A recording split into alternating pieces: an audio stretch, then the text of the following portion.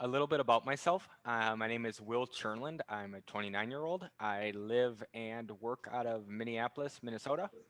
I've done some 1 million cups in Minnesota, so this is a little bit more relevant to them. But I went to Mounds View High School, and then I went to the University of Minnesota Duluth up in Duluth, Minnesota, and graduated with a degree in economics. So here's kind of a quick synopsis of what I'm going to be up to for the next kind of whatever 5 years as I explain my life and how I got to where I am now. And then from there, I'll tell you a little bit about the company I have now and ask you guys questions of what I should do with it. So, first and foremost, I'm sitting up in Duluth, Minnesota, and I'm a super senior in 2013. I have my last semester that I have to finish up like two more classes. All my friends are gone. They've all graduated and moved on. And I'm living in my aunt's basement in a like 100-year-old house up in cold Duluth, Minnesota. It's not that awesome, and I'm really trying to figure out what I want to do with my life. I know that I cannot probably work 40 hours a week for 40 years, that just doesn't really fit with my personality type. I knew that I wanted to probably do something entrepreneurial, but I couldn't really put my finger on it. So I started listening to a bunch of podcasts, including the Tropical MBA and the Empire Flippers.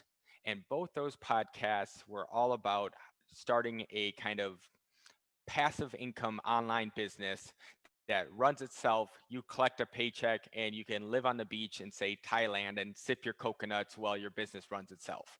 And it was like, all right, this sounds too good to be true, but they have a guest on every week that explains how they were able to achieve their 4 hour work week. And they keep mentioning this 4 hour work week book. And so I'm like, okay, read this 4 hour work week book. It sounds like my dreams are possible of me building a business, kind of fully enjoying my life. But first, I need an online business. So as I'm sitting there trying to figure out what kind of online business I want to start, I had been importing products from Alibaba and selling them on eBay and Amazon. And after like my fifth trip to the post office, it finally dawned on me that I actually have an online business. I have an online business, but I just haven't really taken it fully seriously, and I just kind of been doing it for side cash here and there. So I graduate in December 2013, and the stars aligned, and it was kind of perfect timing. My family, as a side note, owns a like 80-year-old manufacturing company that manufactures heating and ventilation accessories. And my brother and I teamed up and thought, okay, they have all this warehouse space. They are in a very kind of old school niche where there's lots of middlemen and lots of friction in between the customer and the end product. And so if we just put all these products from these different catalogs we have access to on an Amazon, we will be the first time ever that the customer can just buy a replacement, say, dryer booster fan instead of having to buy it through a rep who bought it through a wholesaler who bought it through a distributor type of thing. So we got to work, started listing products on Amazon. It was awesome. Started building out Shopify stores for each individual category. Say if we had fireplace blowers or radon accessories, so started building out Shopify stores. Traveled to China for the first time to actually source products myself, and source kind of a generic version of a lot of these products that we were selling, so we could kind of have the entire market. I learned a ton about what I wouldn't do a second time. And lastly, yeah, we were able to go from like 0 to $7 million in sales in our very first year, mostly just because we were kind of introducing a new product category to Amazon that had been neglected for a while. So I did that for a couple years, and things appear to be going great, but I'm still in this warehouse kind of stacking boxes and making sure containers get unloaded and shipped into Amazon properly. And it's just not the 4 hour work week that I envisioned. It's not exactly what I want. It's not the life I want. And so in 2015, I told my brother saying, hey, I'm going to kind of transition out of this. You run this moving forward. I'm going to go kind of spread the word of Amazon and do consulting and travel and kind of just do whatever I want. So in 2015, I quit. And my first kind of side project was create the FBA Mastermind. So the FBA Mastermind is a online private forum similar to like Reddit, but it's private. It costs $20 a month, and it's for Amazon sellers to kind of discuss real in-depth nuts and bolts of their business and figure out ways to really maximize their business. And if you're doing $1 million a year in sales, to increase sales 1% by one of these tips throughout the year would be fairly easy. And for $240 a year, it's a deal. So I got it in about 6 months, up to 170 members, sold it to the Empire Flippers, who the people who had listened to their podcast while I was a college student, for about $70,000. And that gave me the runway to really be able to just start traveling and such. And so I started going on Amazon podcasts. I started speaking at Amazon conferences in Kiev and Bucharest and London and Berlin, all over the world. Got to see about 30 countries, meet all these different service providers, meet all these different Amazon sellers, and really get an idea of the pulse of kind of the Amazon community worldwide, what everyone is up to, and at the same time, meet a bunch of cool people and try a bunch of cool food. So it's 2016 now. I've been traveling for a year or so, enjoying myself, but it's gotten to a point where I had 3 companies that were larger, like $100 million a year companies, contact me within about 3 days' notice saying, hey, we would love for you to run our Amazon account. And it sounded cool, but at the same time, it's like, I don't know, the salary isn't too much more than what I'm making kind of just on my own consulting kind of here and there. And I get to live kind of the lifestyle I want. I don't really want to have a boss again. But I decided to, along with my business partner, Reed, to kind of take on all 3 of them and say, hey, I can run your Amazon account, but I'm going to do it remotely and I'm going to do it with the team that I train, and kind of signed them on as our first clients. And so we signed on our first clients even before having a website. And it took us about a year or so to figure out a proper business model.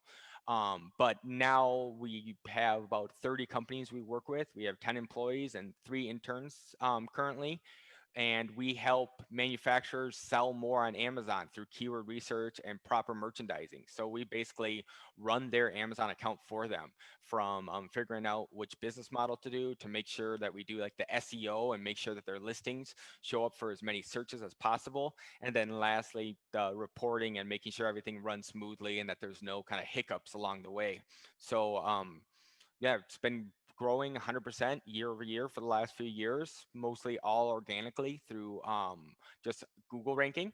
And now we're kind of at a point of what now? And that kind of what brings me here. What do we do now? It's been growing organically. Everything's been going well so far. Amazon's been a growing kind of category in general. And so what do? Do we systemize the sales process and start actually hiring salespeople to start reaching out to brands saying, hey, you should do better on Amazon. You should hire us.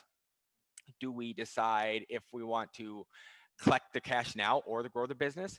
The business is profitable right now. Do we just keep putting money in our pockets, or do we take that money and hire more salespeople and grow the business even more?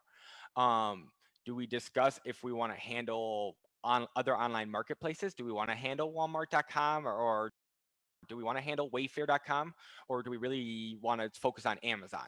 And then lastly, do we just kind of just sit on our hands and let Amazon take the reins and just grow as Amazon grows and keep doing different kind of services based on what Amazon has? So that's kind of it. If you guys have any questions, just will at goconsulting.com.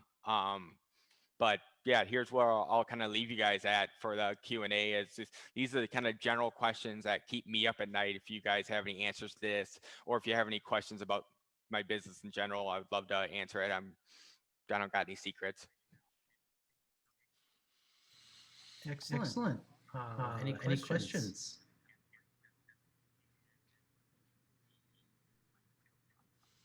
So obviously you help clients with the sales process on Amazon, but what does that look like exactly? I'm completely unfamiliar with how that even works, like helping a client with that. Are there advertisements? Are you just kind of consulting about like how they like name their products? I'm just curious. So yeah, it's a little bit of everything. So it's first and foremost, say there's a keyword like dog leash.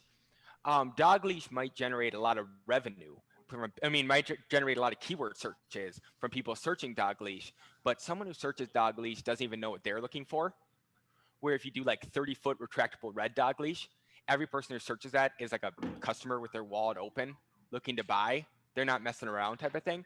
So it's finding all those different kind of keyword combinations, keyword strings, and how to implement them throughout the Amazon listing, where like the title of your product gets more keyword juice than say like the last sentence of your description. So how to assemble that and kind of how to prioritize those. Then at the same time, do we want to bid on those keywords through the advertising? And then lastly, we also do customer surveys with Amazon customers, asking them stuff like, which photo do you like the most? What would you call this product? What would you tell your friend this product's called? How much would you pay for this product?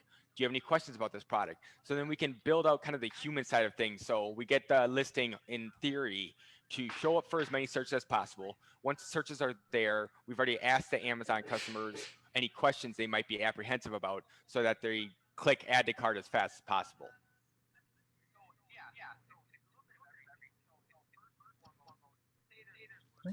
Any other questions? Have you noticed any predatory actions by Amazon toward any of your customers? I know there's been an article recently in the Wall Street Journal about them monitoring successful sellers on Amazon and then coming up with their own products to, kind of capitalize on their existing customers' success, but, kind of cut them out of the sales channel. Yeah, I personally haven't seen it. It's according to the stats, Amazon does less than 1% of its revenue through its private label, where like Costco does like 65% of its sale through its private label, and Target does about 30% of its sales through its private label brands. And like Jeff was just saying in Congress, they're the only one out of all of them who actually have a policy saying that like you can actually be fired if you look at third party data to make any decisions. It's actually against their rules, where like Target, they'll copy UGG shoes all day and sell them for $30 and do it with a straight face. But since they're kind of Target, people grew up with it, they're more comfortable with them copying people's products. Where like Amazon, they're the new scary up and coming tech company. So when they steal your products, they must have so much more data, when it's like obviously Walmart and Target have data, like everyone has data. It's 2020. And so I always think it's kind of an interesting thing where with it being 1% of their data, 1% of their revenue, I think Amazon might actually start kind of stepping back a lot of the Amazon basics items and stuff, just because for 1% of your revenue, it's not worth having a million lawyers on call and getting called into Congress and all that kind of stuff. We'll just continue doing what we're doing and make the 99% that never gets us in any trouble. Why even mess with that other 1% kind of thing? And so I think they dipped their toe in it thinking, well, all retailers have their own brand and their own house brand. Let's try that too. And it doesn't take a genius to be like, I bet they sell a lot of iPhone chargers on Amazon. You know what I'm saying? So it's not like you had to look too much into data, and that's kind of where they went first. And then from there, it's one of those things. The incentives are aligned weird, where the third party in Amazon and the first party in Amazon are like siloed off from each other within the business, and they like compete internally against each other. But at the same time, these employees inside there have like quotas of numbers they have to hit, and so they set themselves up in this really weird way where they're against the rules if they look at any of the data, but at the same time, it's a weird conflict of interest and stuff like that. And so they definitely need to get that cleared up. But we've never actually seen like one example of it happening. I heard them bring up like one example during Congress and stuff like that, which is, it's fair that they bring up one example kind of thing if they can find it, but it doesn't seem to be a systemic problem.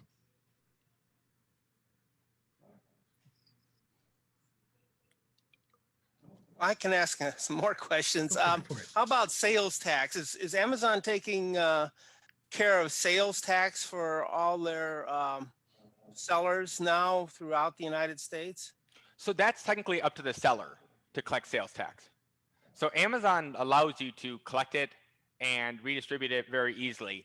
It's just that most third-party sellers just don't want to pay sales tax or pay an accountant, and so they skirt around it. So it's the third-party sellers more times than not. So all the companies we work with are like large, nice, established companies that do everything above board. And so we have to get Nexus in every state that they have stuff in their fulfillment centers.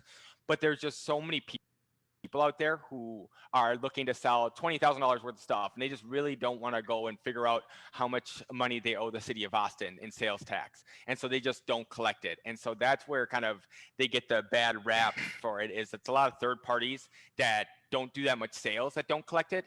And I know they were talking about this in Congress, but I think this would be a really smart thing of like anyone over, say, $200,000 is sales a year, you have to collect sales tax and pay it out in every state, no matter what. And then if you do under 200,000, don't worry about it, kind of thing. So then it allows like people who just want to sell some garden hoses that they got extra or something like that can just do it quickly and it's no big deal. But if you're actually going to make a garden hose business, yeah, you should be paying your sales tax everywhere. So it's technically Amazon gives you the tools and says, here's how to set it up. And then most people just like X out that window and just don't set it up. Have you dabbled with any other marketplaces yet, or is it just kind of like thinking about it right now? So I've dabbled on it. Like when we were selling with my brother, like we did $1 million on eBay and stuff like that. The only issue is that Amazon just seems to be built for scale so much better. Where if we do 1,000 units in a day on eBay, our life's miserable. We got 1,000 people emailing us asking for tracking codes. We got 1,000 people being like, hey, it's been 2 days, it's shipped yet? And like every person wants to like talk to the person they're buying from on, say, like eBay or Etsy. There's a lot of touch points where we could sell 1,000 units in a day through Amazon's fulfillment center and not even like notice or blink an eye. There's no workload. And so after like, I think it was 2016 was our first like full good year. We'd done like $7 million on Amazon and like $1 million on eBay, and they took up about equal time. And so it was like, okay, what are we doing here? Like, sorry, at a certain point, we just need to like get rid of eBay because we thought we could just have it linked in with our inventory management systems and APIs where we could just ship from Amazon and it'd be super slick. But it turned out to be a lot more hands-on touching with the customer, which is kind of against our business model. Kind of going off of that. What's your team like? So yeah, there's 10 of us. It's me. I do kind of all sales and marketing technically. There's not too much marketing that we do, and sales is just I take usually the first sales call. I have the CEO technically is my business partner Reed, and he handles like all the HR and taxes and all that kind of stuff. And then from there, the main structure is just account managers and then like assistant account managers. So we have account manager who would be the main contact with the brand, and they'd be the main communication and kind of figure out everything for them. And then they may have a person or two underneath them to help them implement. Sure. And each, just so you guys have an idea, our contracts are like minimum $3,000 a month. They're month to month. Our average client stays about 9.5 months. We can get most of our work that we need done in about 3 months. And so then the last 6 months is us just kind of adding value in different ways and optimizing and such. We tend to have clients who are either, they have an e-commerce manager waiting in the wing, and they just kind of want us to set everything up and make it beautiful and easy. And then we hand the keys to the castle over to them. Or we have other companies who just want us on retainer forever as kind of a cheap insurance policy to make sure everything runs smoothly. And if they want to add products in the future, that they have kind of a cohesive strategy. And so that tends to be the two different clients we work with. And each account manager can handle up to, say, like 7 to 8 accounts each. Sure. Hi, Will. This is Eric. Eric. Your exit strategy. That's a good question. So that's where I'm stuck. Is I think a lot of the margins would be fairly similar. I think that luckily here in Minnesota, we just hire every summer like 4 interns from the University of Minnesota. Sure. And then we keep them in our database, and we get different ones during the school year and stuff. And so we have like right now, if we got 100 clients, we could have 12 people waiting in the wings ready to go, but then we got another 100 on top of that. That's when everything breaks, kind of thing. And that's, yeah, I wouldn't know exactly how we'd want to do that or how we'd want to handle that. We'd probably just take the stance of just grow slow, opposed to like taking venture funding and trying to get crazy with it or anything. But where I see the big exit opportunity would most likely be with like a marketing or advertising agency. That's been the ones who have been talking to us, where they already have a Rolodex of customers. They're already running their Facebook and Instagram ads and such. And they keep asking about Amazon. And so they get to not only buy our profitable business, but then they get to like show us their Rolodex day one and triple our business day one by adding all their clients. And then we become like and then we train all of their employees how to do Amazon stuff. And then we become like a really solid, profitable investment opposed to an acquisition. Yeah, I would definitely spend the time to look at your processes, because if you go 10x and you need 10 times the people, you have not only 10 times the people, you have probably at least 1.5 times the operational issues and communication and just training and so on and so forth. So we have someone currently who's technically his title is an operations manager, but like we just haven't gotten to the point where there is any operations really to manage. Everyone kind of just manages their own thing. So like we're like dipping our toe in, getting ready for that, but we don't know even exactly what to do once we get there, kind of thing. We're still learning along the way. But yeah, thank you for your input. So does the work you do, are you like literally using like the Amazon tools, the web-based tools, or do they have APIs where you could automate some of what you're doing? So yeah, we use a lot of third-party software. Okay. So we have like a third-party software that we can like write our listings in it, and it'll say out of this many keyword searches, 250,000 keyword search combinations, your listing is optimized for 180,000 of them. And so that's one step. And then it's like the keyword data is pulled from a different software, and then the advertising a different software. And that's the issue right now is all these software are like $20 a month. Yeah. And so for us to be like, well, our whole software bill for the entire year was $2,800. Like, it's really tough for us to be like, but we should spend $280,000 to get someone to do it ourselves. And it's if we were forward thinking and we were more ambitious, but like I'm still in that coconut drinking lifestyle kind of mindset. Right. Yeah.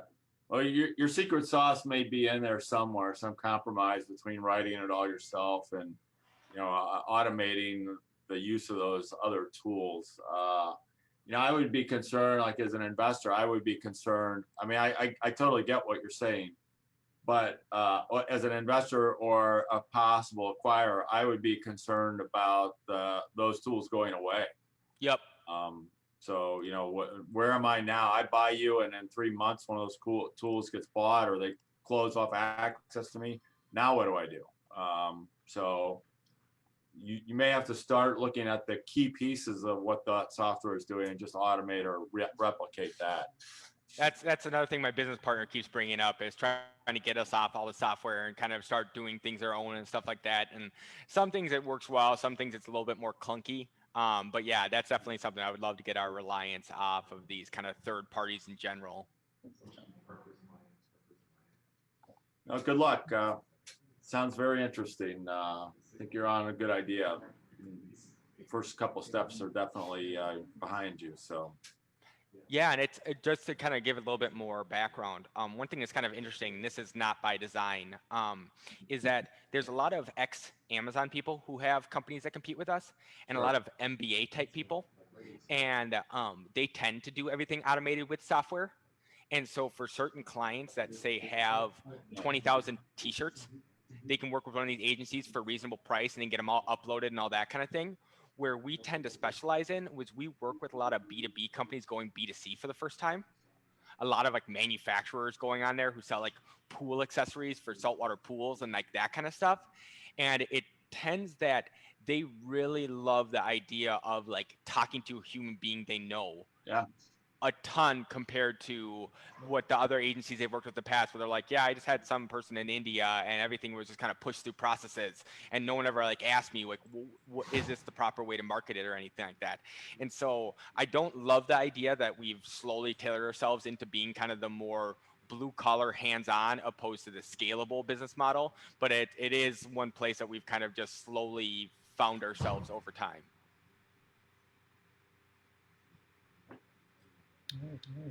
So my computer exploded during that, but we are back live on Facebook.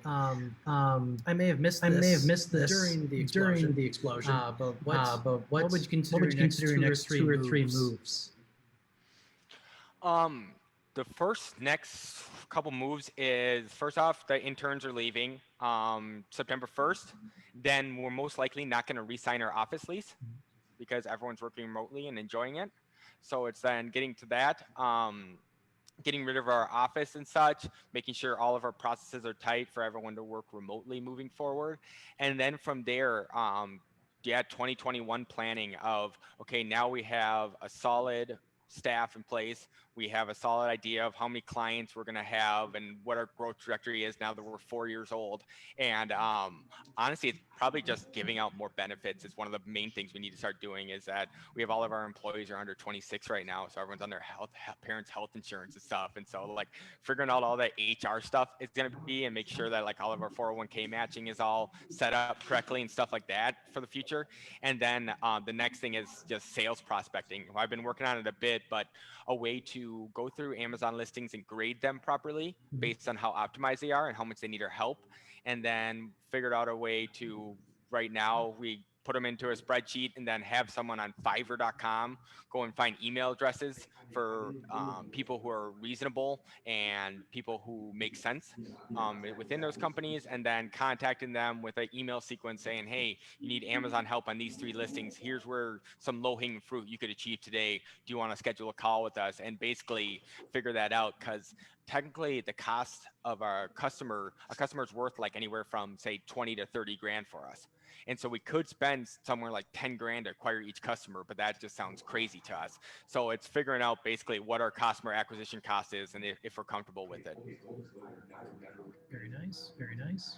Are there any other questions? I have to apologize. I had someone come in to merge that distracted me, so I missed most of the presentation. But I was most impressed with what I did see, and I'm sorry that I missed most of it. Oh, no worries.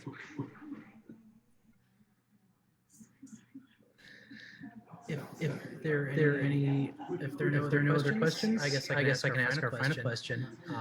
We have a traditional final question here at Iowa City. What can we in the community do to help you? Well, you guys have already given a lot of help and a lot of valuable feedback, and so I appreciate that. Not much more you can do besides, if you have Amazon questions or anything like that in the future, reach out.